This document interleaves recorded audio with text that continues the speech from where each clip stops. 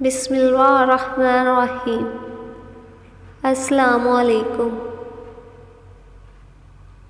ابن عمر رضی اللہ تعالی عنہ نے کہا، میں نے رسول اللہ صلی اللہ علیہ وسلم سے سنا، آپ صلی اللہ علیہ وسلم نے فرمایا کہ جب رمضان کا چاند دیکھو تو روزہ شروع کر دو، اور جب شوال کا چاند دیکھو تو روزہ افطار کر دو، اور اگر ابر ہو تو اندازے سے کام کرو، یعنی 30 روزے پورے کر لو۔ اور بعض نے لیث سے بیان کیا کہ مجھ سے عقیل اور یونس نے بیان کیا کہ رمضان کا چاند مراد ہے۔